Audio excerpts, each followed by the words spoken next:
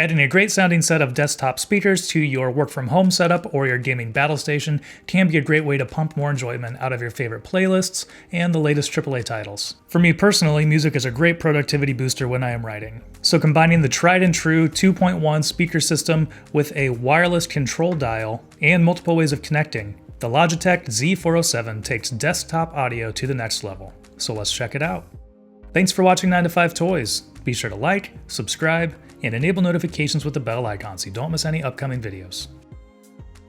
I'm Jordan with 9 to 5 Toys, and last year we took a look at the Z606 system from Logitech, which is a 5.1 system, and today we're checking out the new Z407 2.1 setup. One really cool thing that Logitech does here is when you are getting this out of the box, immediately when you're opening up the box, you see kind of the quick start guide printed there on the actual packaging. So that makes it really easy to see what all should be included in the package and also how to get everything set up and running. As a 2.1 speaker system, the Z407 consists of 2 satellite speakers, a subwoofer, a wireless controller, and also comes with a 3.5mm cable. As you can see here, they're set up differently. The 2 satellite speakers can either stand straight up like this, or they can sit on their side. There is a removable, adjustable stand here with 2 different locations, so you can just take it off and put it here if you want to have it on its side rather than standing straight up. And for me, this is great because I'm still using that monoprice 49-inch dark matter monitor, and so being able to put these on the side, I can still get them where I want them and have them sit right underneath the monitor, and it fits pretty much perfectly. Measuring in at 9.45 by 9.21 by 7.09 inches, the subwoofer is easy to find a home for underneath my desk. All of the inputs and outputs are also located on the back of the subwoofer, including the power cord. From left to right, we have a micro USB input, 3.5mm aux input, and outputs for the right and left satellite speakers. One of the main features here on the Z407 is the wireless dial, the wireless control dial. So this is what you can use to change the volume. You can skip to the next track, go to previous tracks, play, pause, and then also dial in the bass volume as well. And since it is wireless, and I think works up to like 65 feet, you can take this with you and control your sound system from anywhere in your room. It's powered by 2 AAA batteries. On the bottom, there's a little compartment, and also on the bottom are 2 different buttons to control the different inputs. So you can push the physical input button to switch between the 3.5 aux and the USB, and then you can also push the Bluetooth button to switch to Bluetooth mode. And if you hold it for 2 seconds, it will enter Bluetooth pairing mode. And using the control dial for audio and everything else is super simple. So you can just set it down, you just turn it to adjust the volume. You can press it in once to pause or play. If you press it in twice, it will skip to the next track. If you push it 3 times, it'll go to the previous track. And if you hold it for 2 seconds, there will be a chime and it will enter the bass adjustment mode. So this is where you can dial in the bass level.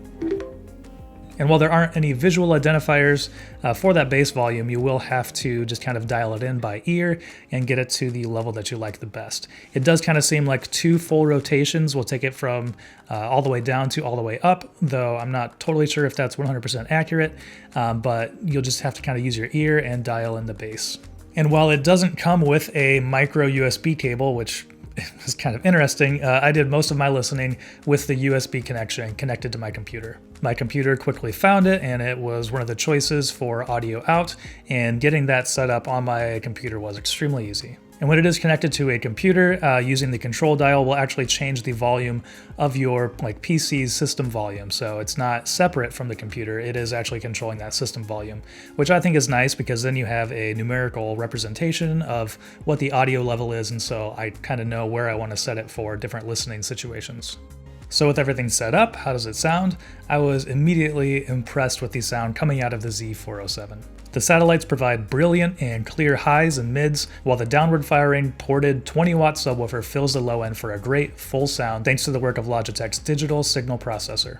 Listening to pop tracks and EDM are just an absolute blast on this system. But at the same time, tracks with more detail like the Eagles' Hotel California live on MTV came through clear with really impressive stereo separation. The sound of the crowd spread out really nicely throughout the entire track, while the deep, resonant drums carried plenty of presence. All in all, I really have been very impressed with the sound coming out of the Z407. And with 40 watts RMS and 80 watts peak, there is plenty of power to really turn these things up. In my short time testing it at maximum volume, because it's very loud, I didn't hear any distortion.